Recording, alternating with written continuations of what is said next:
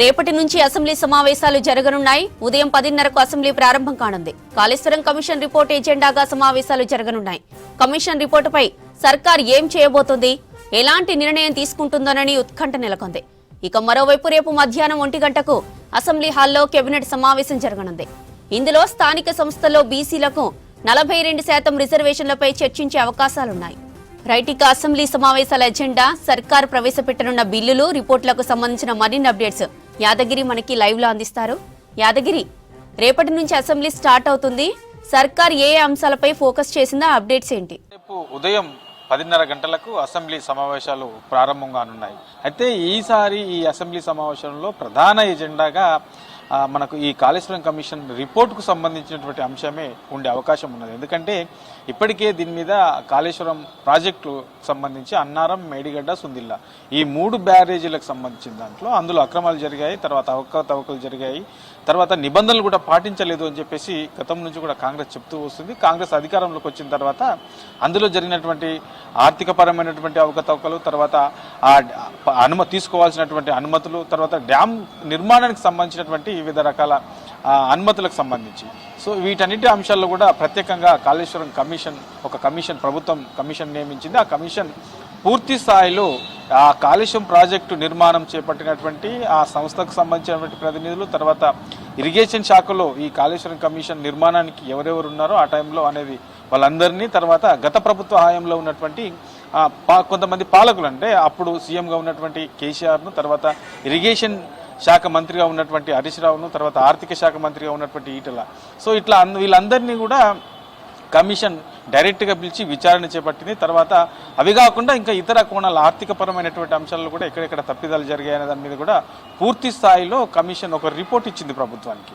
ఆ రిపోర్ట్ ఇచ్చిన తర్వాత ప్రత్యేకంగా క్యాబినెట్ సమావేశం నిర్వహించి ఆ క్యాబినెట్లో ఆ రిపోర్ట్ను ఆమోదం తెలిపారు. తర్వాత దానికి ఈ కాళేశ్వరం కమిషన్కి సంబంధించినటువంటి రిపోర్ట్లో ఏమున్నది అనే దాని మీద పూర్తి డీటెయిల్డ్గా అంటే సారాంశానికి సంబంధించిన దాని మీద కూడా ప్రత్యేకంగా మంత్రులు, సీఎం రేవంత్ రెడ్డి దాని మీద ప్రెస్ మీట్ పెట్టి మీడియా సమావేశం పెట్టి ఆ మీడియా సమావేశంలో ఈ ఆర్థికపరమైన అంశాలకు సంబంధించి, తర్వాత ఈ కాళేశ్వరం ప్రాజెక్టులో అసలు ఏం జరిగింది, కమిషన్ ఇచ్చినటువంటి రిపోర్ట్లో ఏమున్నది అనే దాని మీద ఒక ప్రత్యేకంగా మీడియా సమావేశం పెట్టి దానికి సంబంధించినటువంటి అంశాలను కూడా చెప్పారు. ఆ తర్వాత అదే రోజు ప్రత్యేకంగా అసెంబ్లీ పెట్టి అసెంబ్లీలో దీని మీద చర్చించి ఎట్లా ముందుకెళ్ళాలి, ఏంటి, ఎవరెవరు దీంట్లో కారకులు ఉన్నారో, ఆర్థికపరమైనటువంటి అంశాలలో ఎలాంటి తప్పిదాలు జరిగాయి, అధికారుల పైన ఎలాంటి చర్యలు తీసుకోవాలని చెప్పేసి కమిషన్ రిపోర్ట్ ఇచ్చింది.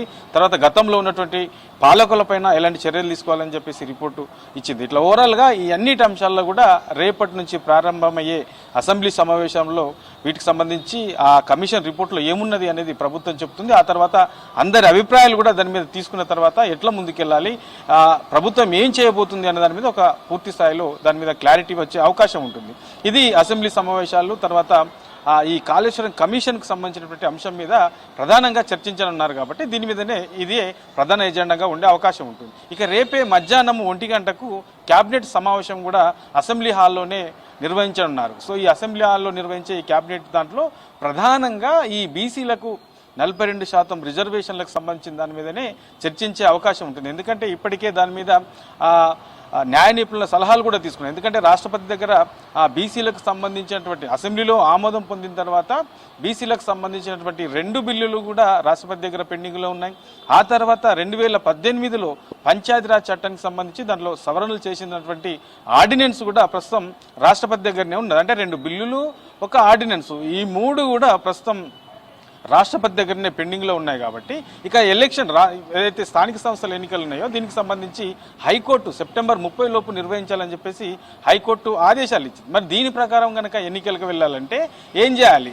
బిల్లులు మాత్రం ప్రభుత్వ పరంగా అధికారికంగా వెళ్ళాలంటే ఆ బిల్లులు పెండింగ్లో ఉన్నాయి కాబట్టి మరి పార్టీ పరంగా వెళ్తే ఎట్లా ఉంటుంది? సో దీని మీద చర్చించి దాని మీద కూడా ఒక నిర్ణయం తీసుకునే అవకాశం ఉంది. 3 అంశాలు, అంటే ఈ బీసీ రిజర్వేషన్లకు సంబంధించిన దాంట్లో ఈ 42% రిజర్వేషన్లు ఇచ్చి వెళ్ళాలి అంటే ఇప్పటికిప్పుడు మనం వెళ్ళాలనుకుంటే పార్టీల పరంగా తప్ప మరో ఆప్షన్ లేకుండా ఉన్నదనే దాని మీద కూడా చర్చ జరిగే అవకాశం. దీంతో పాటు ప్రత్యేకంగా ఒక జీవో తీసుకొచ్చి 42% బీసీలకు రిజర్వేషన్లు ఇచ్చి స్థానిక సంస్థల ఎన్నికలకు వెళ్ళాలా, అది లేదంటే ఈ 2 ఆప్షన్స్ లేకపోతే మూడోది ఇక కేంద్రం నుంచి ఎప్పుడైతే ఆమోదం వస్తుందో ఆమోదం పొందే వరకు వెయిట్ చేయాలా, లేదంటే కేంద్రం పైన మరింత ఒత్తిడి తీసుకొచ్చే ప్రణాళికలు రూపొందించుకోవాలా, కార్యాచరణ చేయాలా, ఏం చేస్తే బాగుంటుంది అనే దాని మీద ఈ 3 అంశాలలో కూడా ప్రభుత్వం చర్చించి క్యాబినెట్లో చర్చించి దీని మీద ఒక నిర్ణయం తీసుకునే అవకాశం ఉంటుంది. ఆ తర్వాత అసెంబ్లీలో ఇటుపక్క ఈ కాళేశ్వరం కమిషన్ రిపోర్టు, తర్వాత మరోపక్క ఈ స్థానిక సంస్థల ఎన్నికలకు వెళ్లే అంశం మీద ఎన్నికలకు వెళ్తారా, లేదంటే ఈ రిజర్వేషన్లకు సంబంధించినటువంటి బిల్లులు